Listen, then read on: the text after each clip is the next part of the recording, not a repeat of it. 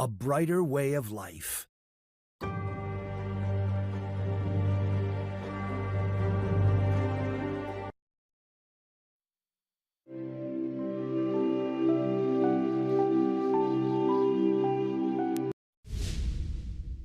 Welcome to NTD Newsroom. I'm Don Ma. A highly anticipated summit today. President Donald Trump and Russian Vladimir Putin will meet in Anchorage, Alaska in just an hour.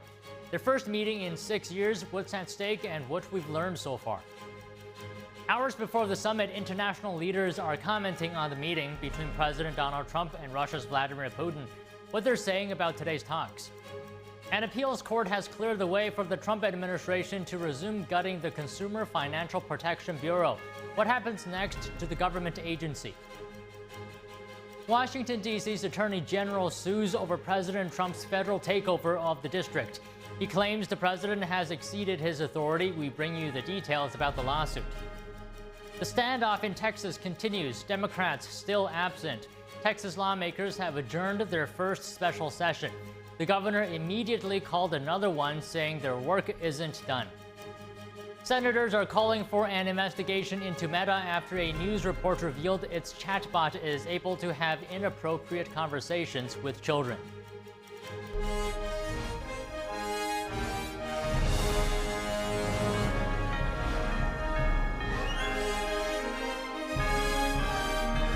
This is NTD Newsroom, live from our global headquarters in New York City. Good afternoon, and thanks for joining us. Happy Friday, everyone. President Donald Trump is on his way to Alaska for a meeting with Russian President Vladimir Putin.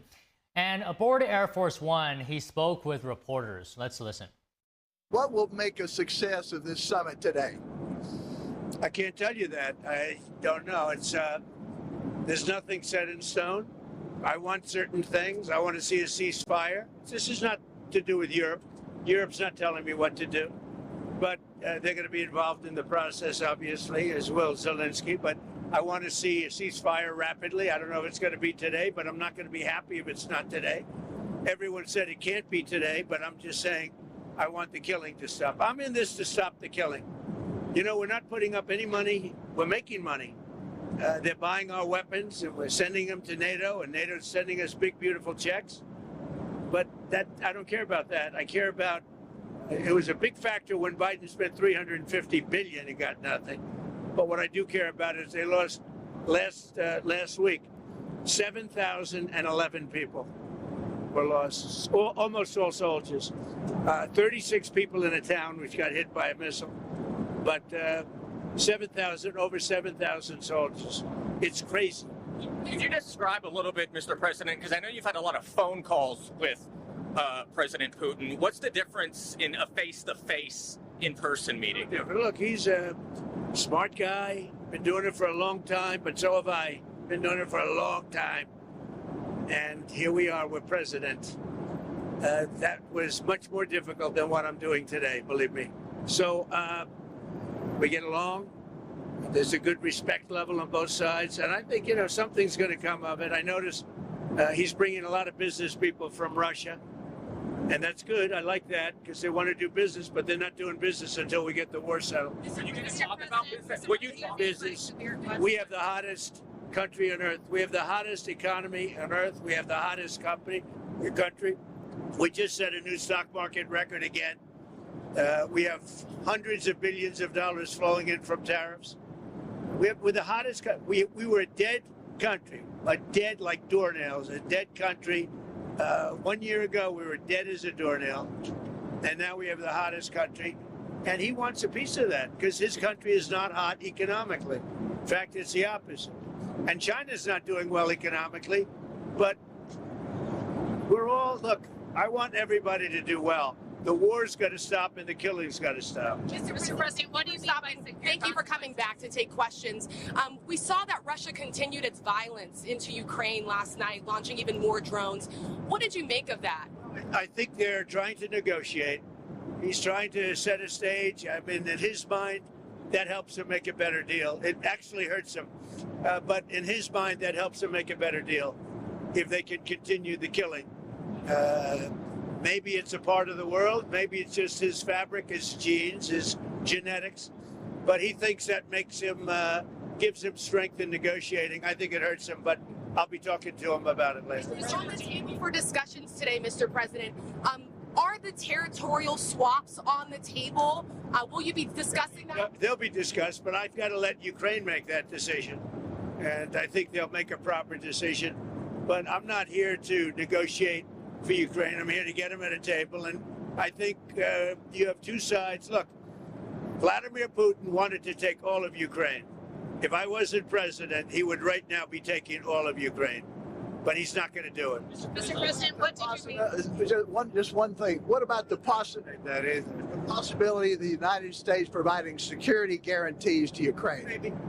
Along with Europe and other countries. Not in the form of NATO, because that's not going to, there are certain things that aren't going to happen.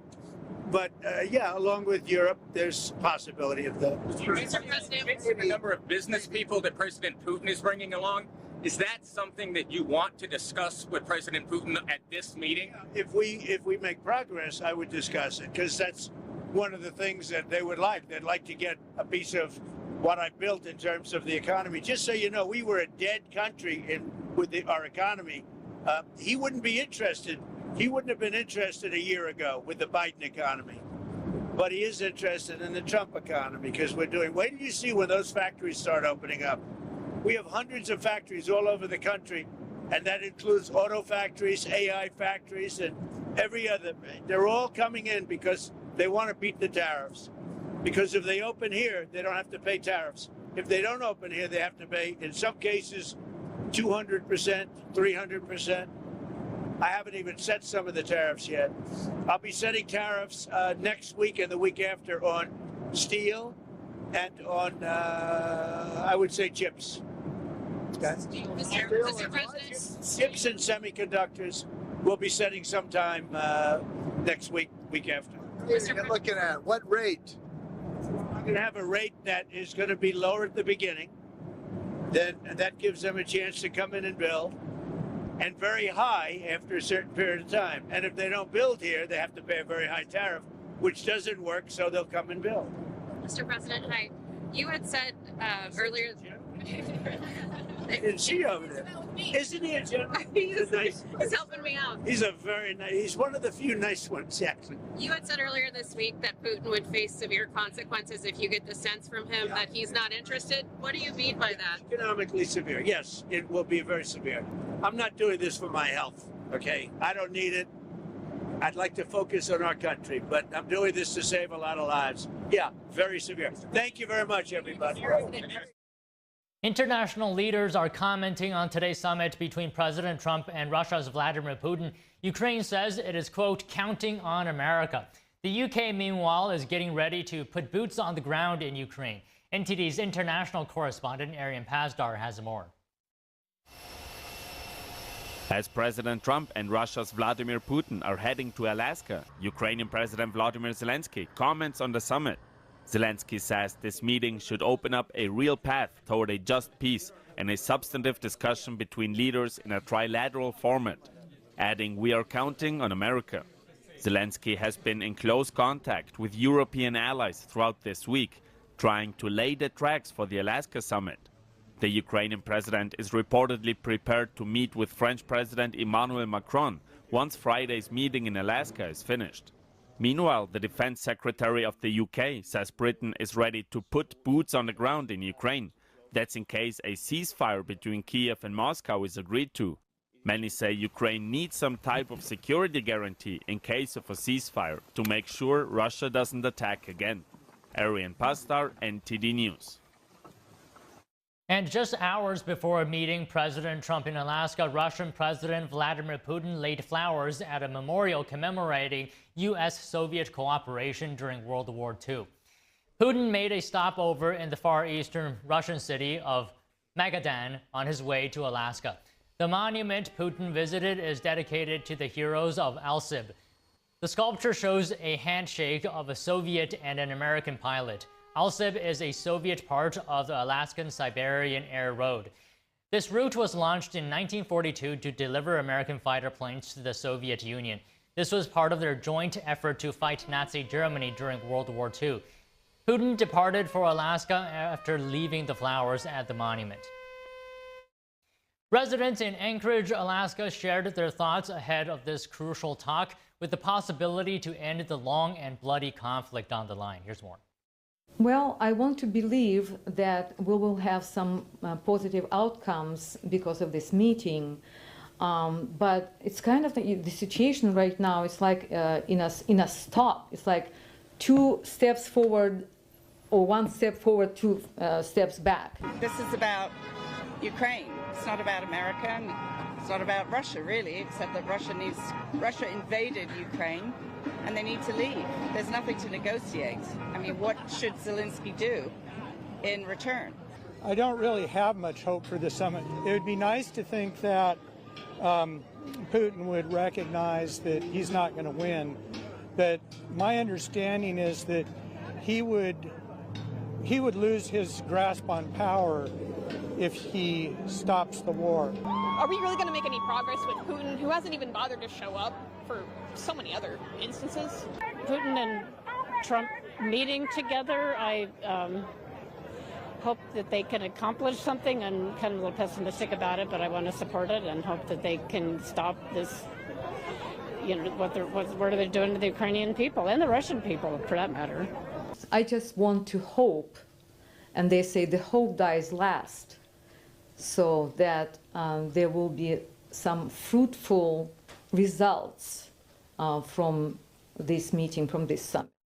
Joining us now to discuss Trump's meeting with Putin today is Andrei Illarionov, Senior Policy Advisor to Putin from 2000 to 2005 and Senior Analyst for Russian and European Affairs at the Center for Security Policy. So first of all, thank you for your time today, Andrei. What do you think about this meeting? How consequential do you expect it to be? And Trump has described today's talks as a feel-out or a listening exercise. What do you think?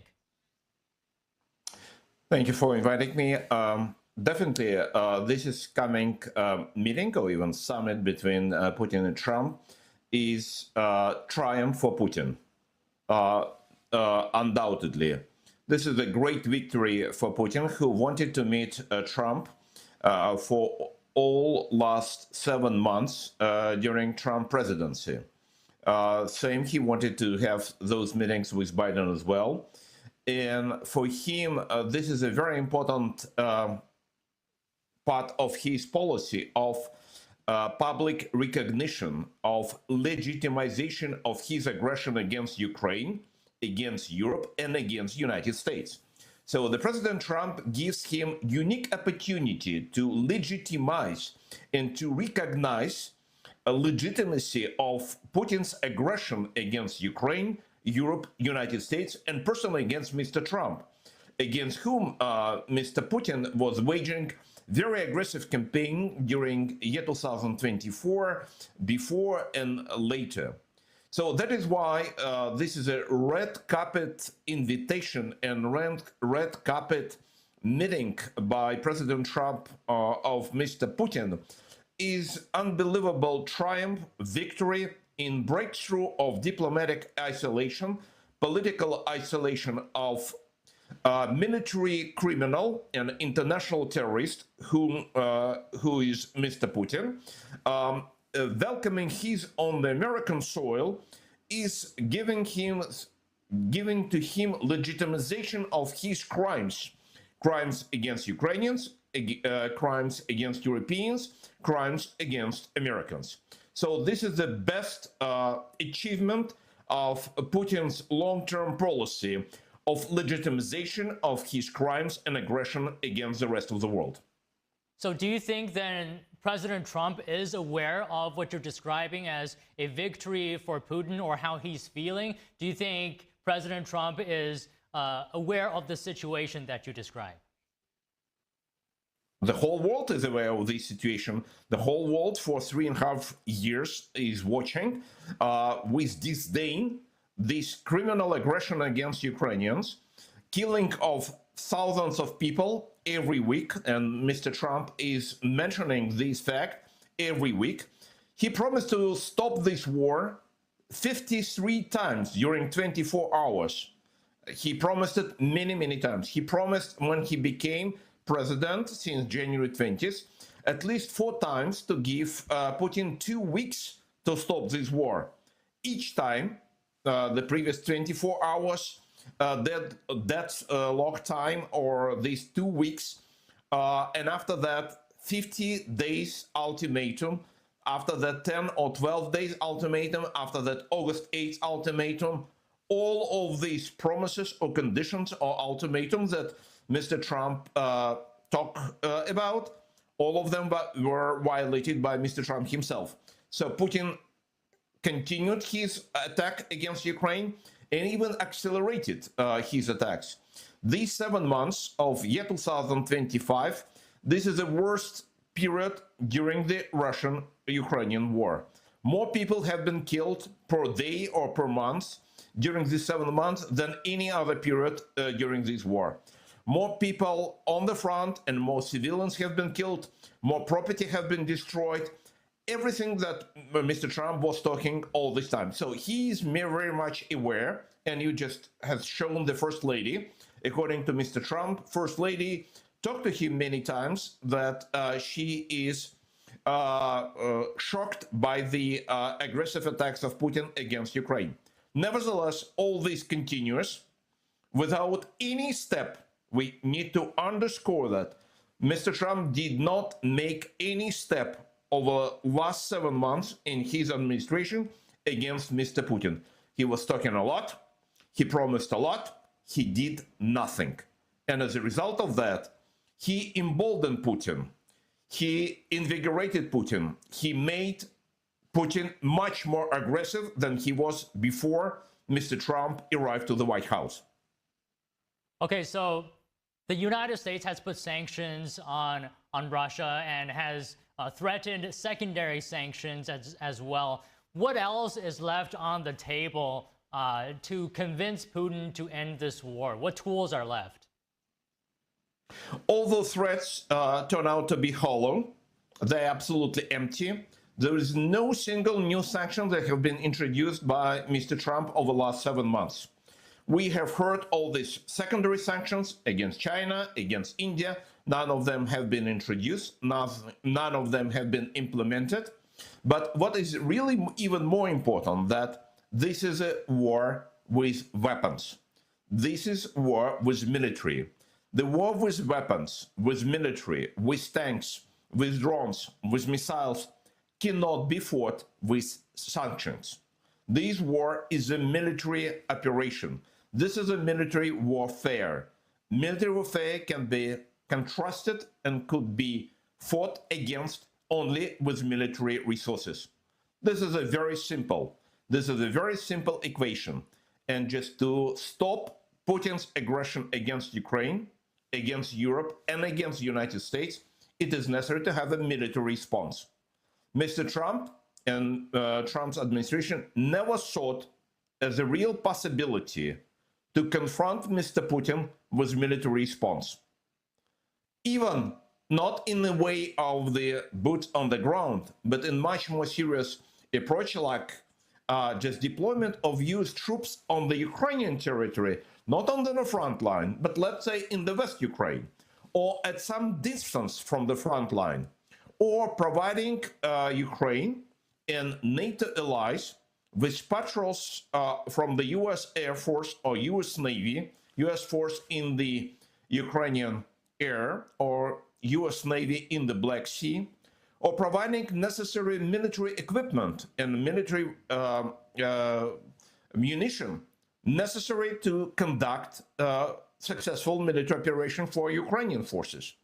The current administration did not provide single new additional bullet for Ukrainian armed forces compared to what has been provided and promised by Biden administration.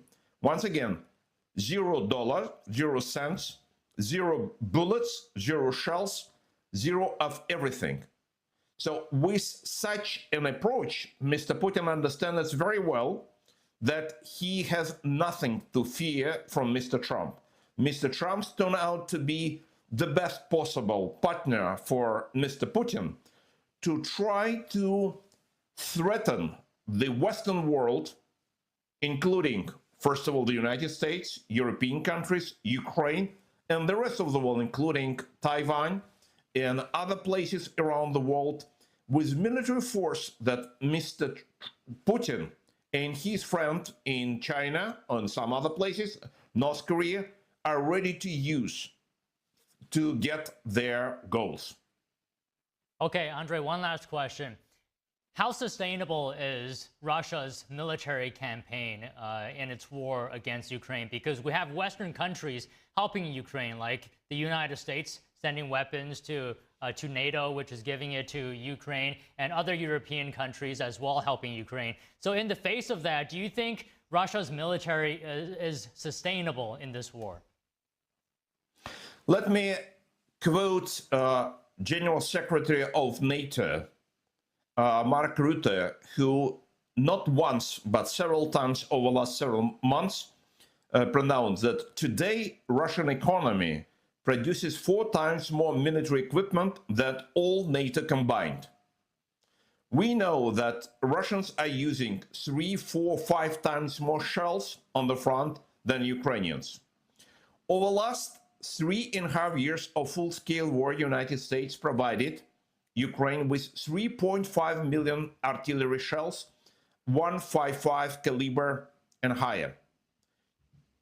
Over less than 2 years, North Korea provided Russia with more than 6 million artillery shells, 152 millimeters caliber and higher.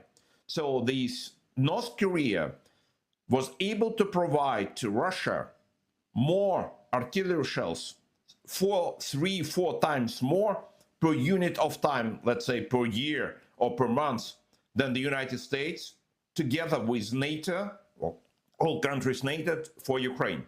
We need to face reality, very stark reality, very unpleasant reality. The military potential of the alliance of aggressor, including Russia, North Korea, Iran, appears to be larger than combined military potential of all NATO countries, including the United States. This is stark reality that we need to face, and we need to understand what must be done just to confront aggressors, not only in Ukraine, but around the whole world, and what kind of risks this disbalance in military potentials creates for the not only Ukraine, but for the whole world and for the Western countries, including the United States. Well, okay, Andre, we're out of time today. It's been a good discussion. Thank you very much. Thank you very much.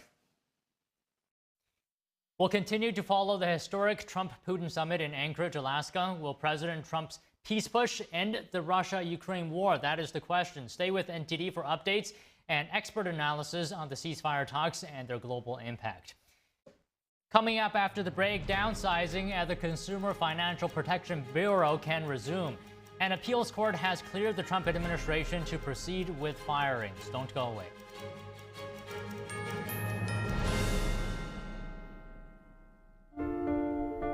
What if kids in America didn't have to go to bed hungry tonight? What if our moms, dads, and grandparents could put healthy food on the table every day to help us grow strong?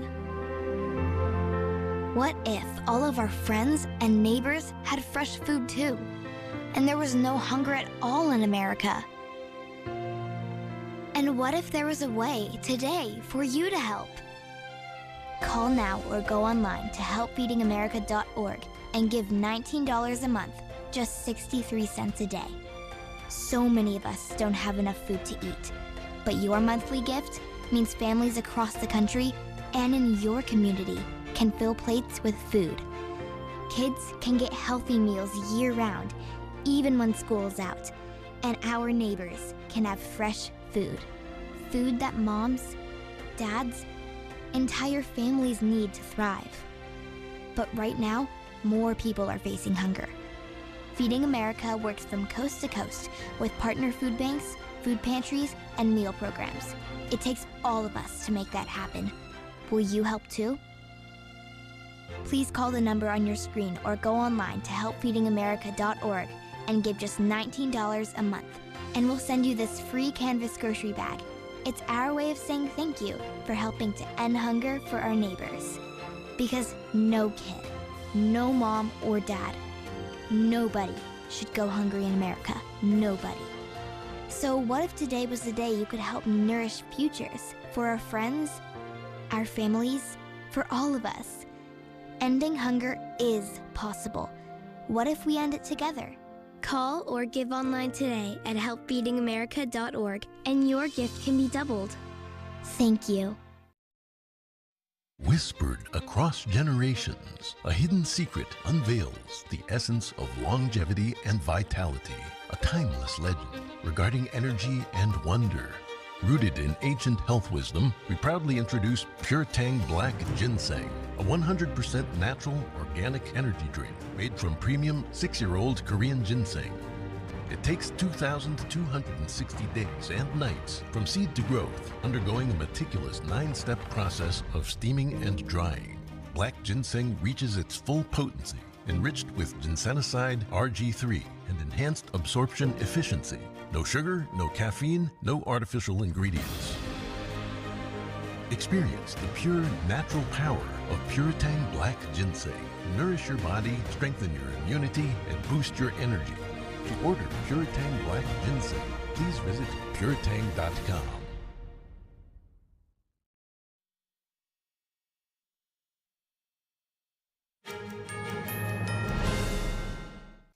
Welcome back. Joining us now to discuss the Trump-Putin summit is retired Lieutenant Colonel Darren Gobb, former Black Hawk helicopter pilot, battalion commander, and geopolitical strategist. So first of all, thank you for coming on the show, Colonel. Your initial thoughts on this. What's riding on this meeting? What's at stake? Yeah, I think what's ultimately at stake in this first one is the discussion about those key red line items that are that have been holding up this process for a while, such as NATO membership, who owns what land, potential economic ties, and things like that. I don't expect there to be an agreement coming out of this meeting. I think this is just the first of potentially a series, maybe not very many in the series, but some. And so there are only certain things that only principals can discuss. Being presidents and prime ministers can discuss certain things like NATO membership or not, and any post ceasefire security guarantees and things like that. This will also include a potential message that would get sent to Volodymyr Zelensky on what Putin's, I guess, what his outlook is, what he's anticipating, and what he expects. And we can get a better idea of whether or not those two will be able to actually come to an agreement based on any of those possible conditions and key items. So that's what I expect to come out of this first one. And again, it is just what I see as the first one.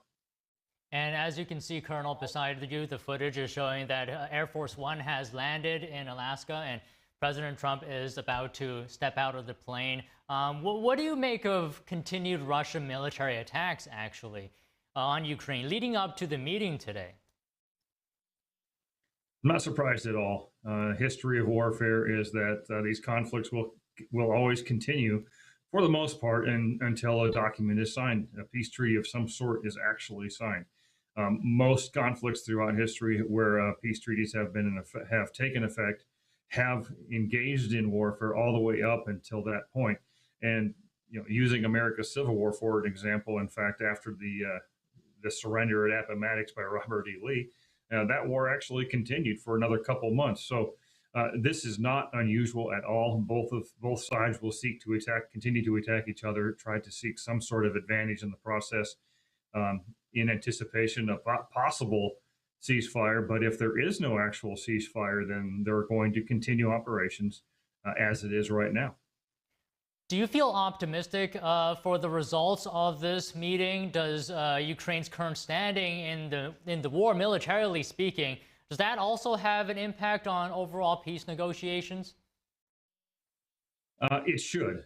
I hope so, because if Zelensky recognizes the military reality on the ground, he knows that he's not in a position to be able to take back the ground that Russia's already taking.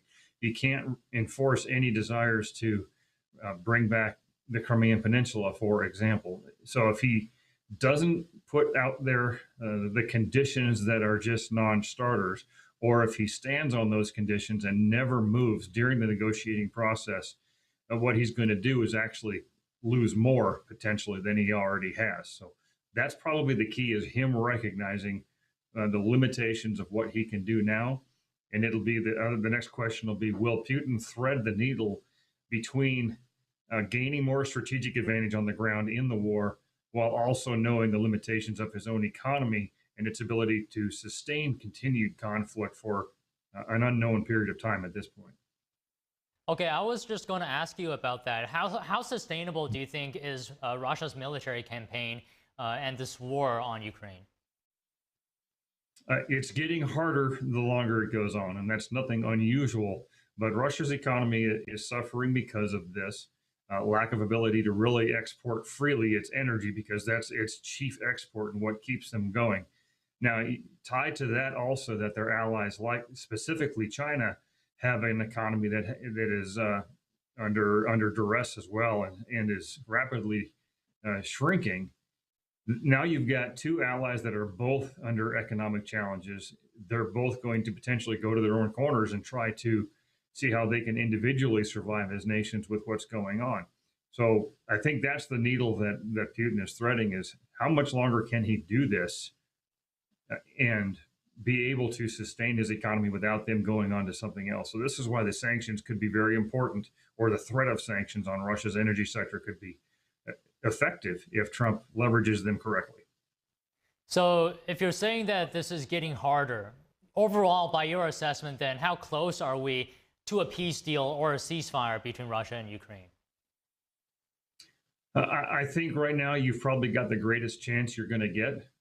And as long as these dialogues remain open, even on the short term, that you've increased the odds significantly. If you walk away from these talks without a peace deal in the next, say, 30 days or less, I fear that you're going to see one of those kind of wars that just continues on until one of the nations collapses.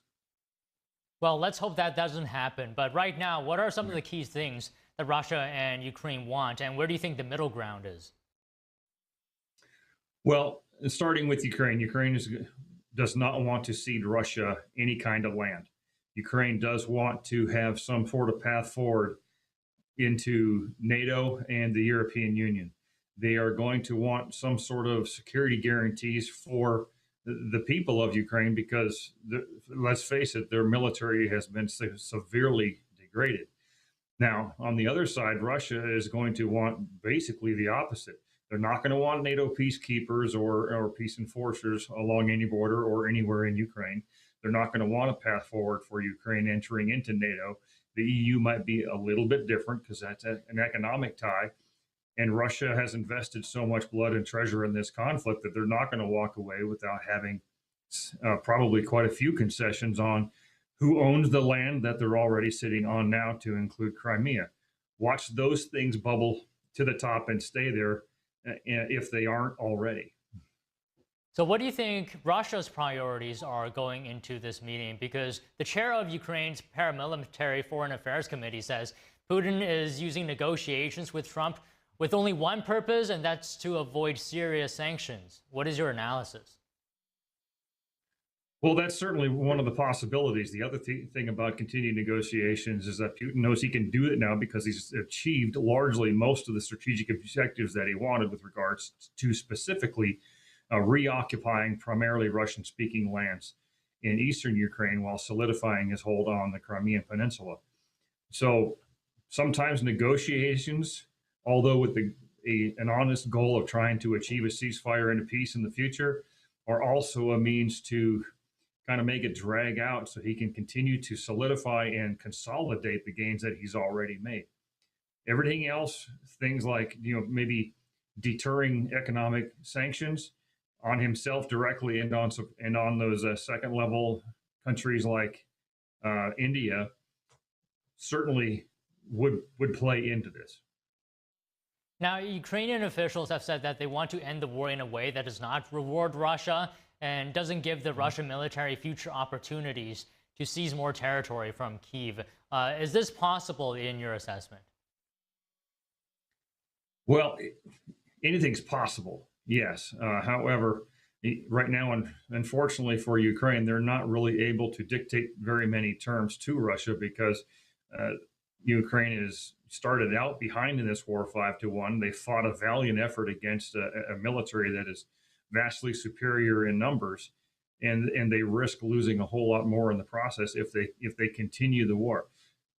So that's kind of how they're going to have to look at it: is do they risk more by continuing rather than stopping now? I understand the desire not to reward Russian aggression against Ukraine, but in the end, we have to come down to what is the military and economic reality of these nations and on the ground with regards to the front lines and their capabilities. And in that point, Ukraine is clearly behind and stands the most to lose. Okay, Colonel, one last question as we're waiting for President Trump to come out of Air Force One right now. If the meeting is successful, or if it fails, which is a real possibility here, what are the next steps? Well, in one scenario, you could see the United States walk away from the negotiations and just leave the countries on their own and say, you know what, if you guys don't want to end this fight, we do not have to necessarily be involved either. Make this almost a pure European problem with our NATO allies and even those in Europe who are not necessarily members of NATO. Because if you got two people who just want to keep fighting no matter what you bring to the table, at some point you have to walk away. Now, if the talks do fail entirely, in that regards, there's always a graded scale of what could happen. There could be an attempt to keep going, and I don't see Trump quitting. I really don't. But I think we're going to have to accept at some point that if they don't want to stop now, they may never want to stop until someone is just outright defeated. Well, we'll find out soon how the meeting goes. Thank you very much for your time, Colonel. Thanks, son. We'll continue to follow the historic Trump-Putin summit in Anchorage, Alaska. The question is, will President Trump's peace push end the Russia-Ukraine war? Stay with us for updates and expert analysis on the ceasefire talks and their global impact.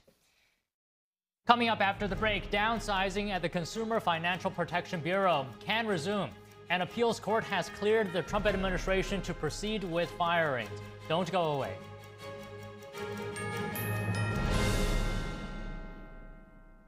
I am so glad you ladies are here. You each have your own rooms. Thank you. Get settled in. I'll call you for dinner. Adopting teen sisters, it's a lot. Girls, you're gonna be late. You want breakfast? No thanks, we're good. They're always in their own world. How'd you get there? Twice the work. Twice the surprises. Just try it. But if you think of it that way, they're also twice as fulfilling. I think you should ask her yourself. Is it okay to call you Mom? Of course you can.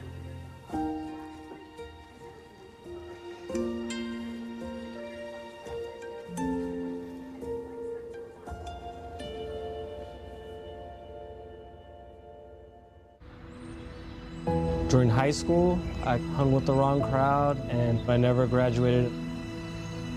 I helped Santiago in many different ways, like all fathers do, because he always wanted to go to college. I felt a little embarrassed to come back to school, but eventually, once I came here, I knew that it's for a bigger goal. He was very dedicated, hardworking. He connected with his teachers, he connected with other students. That was one of the key reasons why he was able to keep forging ahead. It was amazing to see him graduate. This was one thing that meant so much to him, and of course, it meant so much to us too. With the help of my father and having my son, that was all the motivation that I needed. That support is everything. Find free adult education classes near you at finishyourdiploma.org. Being a cowboy, I don't know anything different from when I was 3 or 4 years old. I did tough things. I thought everybody needed to do tough things. And if you didn't, I didn't have time for it. I had a very successful career at a very young age, and life was fast. I was preparing physically. I wasn't doing anything mentally on the inside. And then I got hurt. I wanted to be better as a person. And I really dug into mental health. I start my day with 20-minute workouts. I live life 8 seconds at a time. Horses are so therapeutic. They know what you're feeling. When you're nervous, they're nervous. You won't say it back, but we're pals. I take a lot of responsibility in taking care of my kids, my family, being there for them. You're gonna have tough days. Everybody does. Find a place to stop and just breathe. Love your mind.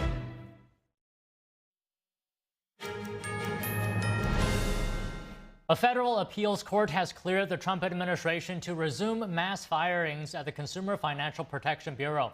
But the court said the decision does not take effect immediately. It wants to allow lawyers for CFPB workers and pro-consumer organizations time to seek reconsideration.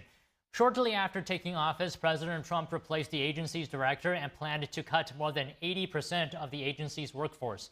A lower court had temporarily blocked downsizing at the Bureau.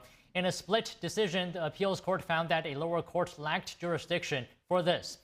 The appeals court also said some functions of the CFPB, like dealing with consumer complaints, cannot be shut down. President Trump said on Air Force One this morning that he would announce tariffs on imports of steel and semiconductors. That will happen in the coming weeks. He said the rates would be lower at the start to allow companies to build up domestic manufacturing in the U.S. and then rise sharply later. This follows a pattern he has also outlined for tariffs on pharmaceuticals.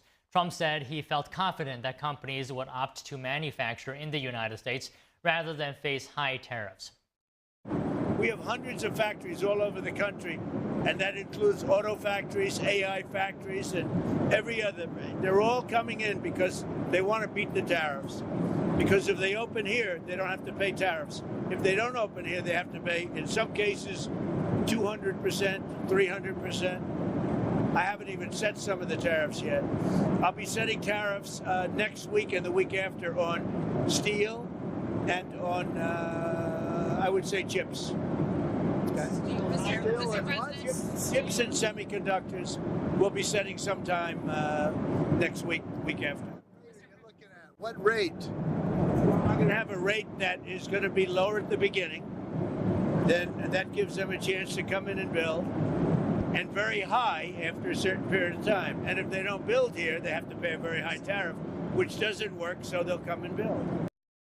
Illegal immigration and crime are in the spotlight in Washington, D.C. Attorney General Pam Bondi provided key updates on policy and leadership changes. NTD's Daniel Monahan has more, including recent Justice Department actions on sanctuary cities. Let me be crystal clear. Attorney General Pam Bondi vowed that D.C. will not remain a sanctuary city, shielding what she called criminal illegal immigrants, speaking on Fox News. They're trying to protect criminal aliens. And what's going to happen if we keep this up? Criminals are going to flee to D.C., and we're not going to let that happen. Bondi also criticized what she called an extremely divisive city council, juveniles running rampant, no cash bail, and what she described as liberal judges. On Thursday, she sent demand letters to states, counties, and cities deemed sanctuary jurisdictions, warning that those limiting cooperation with federal immigration enforcement could face legal action. If they have information of an illegal alien living in D.C., they must give us that information. Bondi says the Fed takeover of D.C. police is already bearing fruit. Citizens are coming out of their homes, and they're going up to these law enforcement officers, and they're thanking them for keeping them safe and making the streets safe again. An elderly woman walks up to law enforcement and thanks them so she can go to the market again. Bondi also addressed an incident where a DOJ employee was charged with felony assault after hitting a federal agent with his Subway sandwich. That guy worked for the Department of Justice. Unbelievable. He came into our office every day, walked by law enforcement officers, worked in the criminal division. That's the deep state that we have been up against. The man was later fired from the Department of Justice. If you touch a law enforcement officer, if you spit on a law enforcement officer, if you batter a law enforcement officer, we are coming after you. Trump's federal takeover has also brought close cooperation between D.C. police and ICE. Police Chief Pamela Smith issued a memo allowing officers to notify ICE about suspects, even during traffic stops, and assist in transporting detainees. But the memo still prohibited most direct participation in federal immigration enforcement. Bondi has since rescinded D.C. sanctuary policies, removing limits on immigration status checks, lifting bans on arrests for immigration warrants, and allowing full information sharing with federal authorities. She also named DEA head Terry Cole as Washington's emergency police commissioner, giving him the powers of the police chief during the public safety emergency. And finally, the Justice Department released a list of 35 sanctuary jurisdictions, 13 states, 18 cities, and 4 counties. Those who change their policies can be removed. Daniel Monahan, NTD News. Meanwhile, D.C.'s Attorney General is suing over the federal takeover of the nation's capital. He says the Trump administration is exceeding its authority. District of Columbia Attorney General Brian Schwab asked a judge for an emergency restraining order. He said the federal takeover is illegal and threatens to, quote, wreak operational havoc. The lawsuit came just hours after Attorney General Pam Bondi transferred emergency control of the police department to DEA head Terry Cole. The 1973 Home Rule Act granted Washington, D.C. local control over the Capitol. Section 740 of the act also gives the president the emergency authority to federalize the Metropolitan Police Department for 30 days. Texas state lawmakers this morning adjourned their first special session without successfully approving a new map that will give Republicans a chance to flip blue seats in Congress. Democrats fled the state to delay the vote. The House Speaker told lawmakers their work isn't done. Take a listen. We are about to receive a motion to sine die. Do not go very far, as I believe our governor will be calling us back for another special session very, very soon. Governor Abbott, just before noon, called the second special session to begin immediately. He wrote, quote, "There is critical work that is left undone. Texas will not back down from this fight." The agenda remains the same: bills to address the recent flooding and new congressional maps. He said he would call the sessions back-to-back until Democrats return and allow the vote. They are facing fees of up to $500 each day they are absent, and the governor said they would be arrested once they return to Texas. Attorneys told the Texas Democrats to return to strengthen their legal case against the new map. The two-week standoff could come to an end today. State House Democrat leader Gene Wu said, quote, "We're prepared to bring this battle back to Texas under the right conditions and to take this fight to the courts." Now, Democrats are relying on the courts and other blue states to offset Republican gains. Senators are calling to investigate Meta over its chatbot conversations. A report indicated its ability to have inappropriate talks with children. NTD's Melina Weitzkup has more. Senators Josh Hawley and Marsha Blackburn want to launch an investigation into Meta. This after news outlet Reuters reported that the company's chatbots were able to engage a child in conversations that are romantic or sensual and generate incorrect medical information. This was found in an internal document reviewed by Reuters. Meta has confirmed the document's authenticity, and a spokesperson said the examples and notes in question are erroneous and inconsistent with our policies and have been removed. Senator Josh Hawley called for an immediate investigation, writing, "So only after Meta got caught did it retract portions of its company docked that deemed it permissible for chatbots to flirt and engage in romantic roleplay with children." Senator Blackburn has long called attention to the issue. Meta's platforms are still dangerous for minors, and the people leading the company know it. On Facebook, Instagram, WhatsApp, AI chatbots have engaged in romantic fantasies with underage users, even carrying on explicit discussions of sexual acts with children.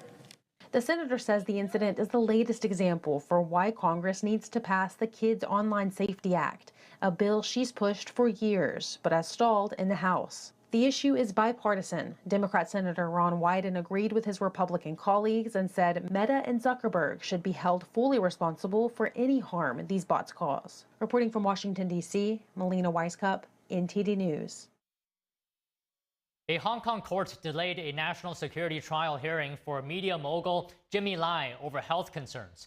Lai's hearing today was delayed after the court heard about the 77-year-old's health conditions. His attorneys say he had been experiencing heart palpitations. The session was adjourned until Monday. Lai founded the now shuttered pro-democracy newspaper Apple Daily. His outspoken criticism of the Chinese communist regime and his support for democracy made him a target of authorities. They accused Lai of colluding with foreign forces and sedition. He has remained in prison since 2020. That was when Beijing imposed the national security law on Hong Kong, bypassing the city's legislature. This law criminalized what the CCP defines as secession, subversion, and terrorism and collusion with foreign forces, with penalties including life imprisonment. Lai has pleaded not guilty to all charges. President Donald Trump said he would see what he could do to save or help Jimmy Lai. He has said he would raise Lai's case as a part of negotiations with China over trade and tariffs. Here's what he said during an interview with Fox News' radio Brian Kilmeade yesterday. Take a listen. I just got to ask you about Jimmy Lai. He's a self-made billionaire, Hong Kong, friend of the West, and he was taken when Hong Kong was taken by the Chinese government. So your thoughts, because you're going to be meeting President Xi, and he could do that just by one finger. I didn't say 100% I'd save him. I said 100% I'm going to be bringing it up, and I've already brought it up, and I'm going to do everything I can to save him. I'm going to do everything. You know, he's a respected guy. He's a good guy. I mean, you could also understand President Xi would not be exactly thrilled by doing it. It was, you know, it was a very nasty period of time in the history of China. I mean, it was a very nasty period of time. With all of that being said, his name is already entered the circle of things that we're talking about, and we'll see what we can do. China's economy last month showed weakness across the board, including in consumer activities, factory production, and investment. As Chinese consumers tighten their belts, luxury hotels across the country are finding new ways to stay afloat, hawking food on the streets outside. According to Chinese social media and news sites, at least 15 high-end hotels across China started hawking food outside in recent weeks. Beiyuan Grand in Beijing joined them in late July. The hotel is known for its gourmet restaurants and lavish banquet halls. But in the past few months, its private dining room use has fallen from full to about 1/3, and the check average per head is down nearly 50%.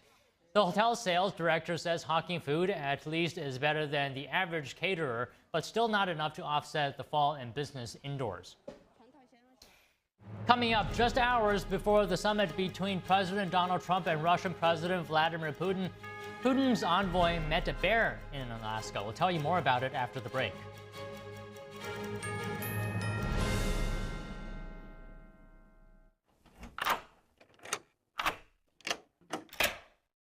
I'm Jonathan Lawson. If you're 50 to 85, please listen closely. The lock I want to talk to you about isn't the one on your door.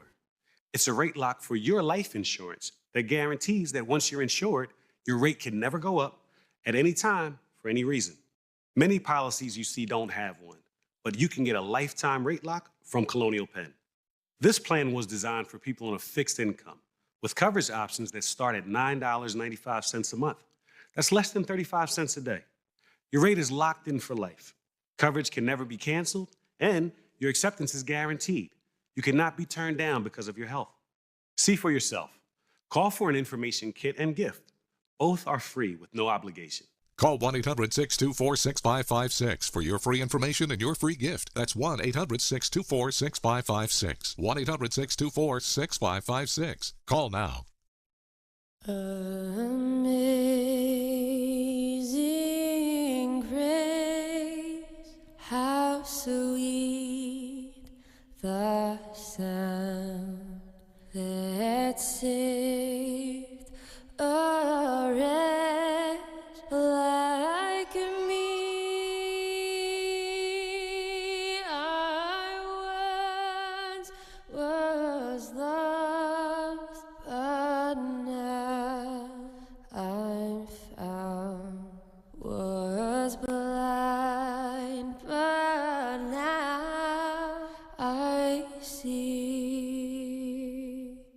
They're just young people, hungry, homeless, and vulnerable. Abused youth often feel safer on the street. Now, more than ever, that's the most dangerous place of all.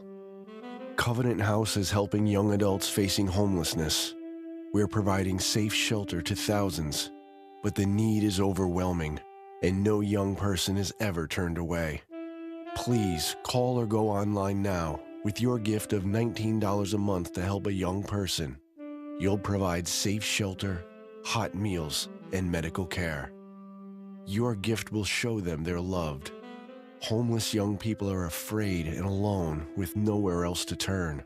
You want to know that there's somewhere you can go that's safe. So the Covenant House did that for us. Please call now with your gift of $19 a month. We'll send you this blanket as a reminder of the comfort your gift provides a young person tonight. Please don't wait. Your gift is the lifeline a young person needs now. Call the number on your screen or go online to safeplacetosleep.org. Thank you for saving precious lives.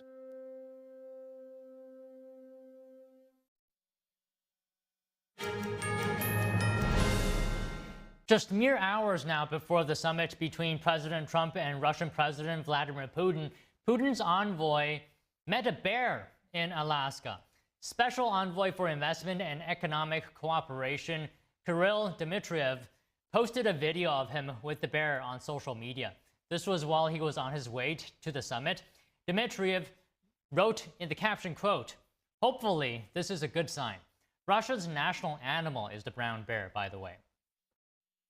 Now, Russian President Vladimir Putin's plane also landed in Anchorage, Alaska. A sports event with players from over a dozen countries.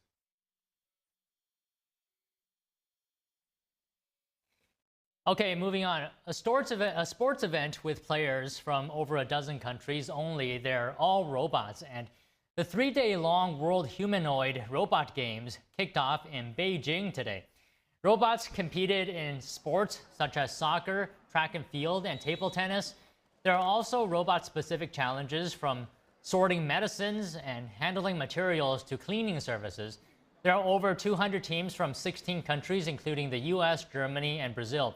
192 teams represent universities, and 88 teams represent private enterprises. But it seems some robots have yet to master their discipline. During one soccer match, 4 robots crashed into each other and fell.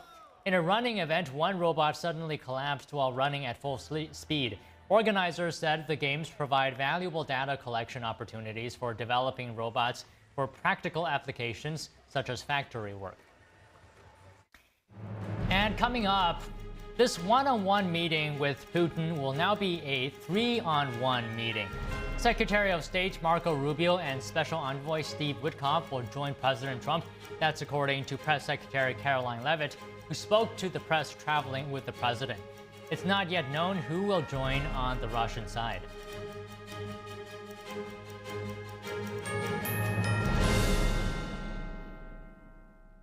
Is deep-sea fish oil really healthy? Due to pollution in the oceans, most fish contain heavy metal elements and radioactive substances. That's why it's so important to choose a pure source of omega-3. Puritan Green Vegetable Omega-3 is made from purslane and perilla seeds, which are rich in nutrients and minerals. It effectively improves brain power and is beneficial to the heart's health. Puritan Green Vegetable Omega-3. Eat 2 a day and you'll feel brand new. Hi, I'm Amy Grant. I was living with a rare heart condition, and the doctor said if I didn't take care of it, it would become catastrophic. A few months later, I had open heart surgery that saved my life, and I owe it to the research and life-saving medical breakthroughs developed by the American Heart Association. Like so many women, I pushed through no matter what. But I've learned you have to take care of yourself in order to take care of other people. I had a pretty normal mom life. Everything was pretty good, and it was a very happy life. I was given the diagnosis that I had peripartum cardiomyopathy, which is basically a pregnancy-induced heart failure. They told me my only chance was a heart transplant. And the American Heart Association helped make that possible. Their research helps save me. Please call now or go to helpheart.org.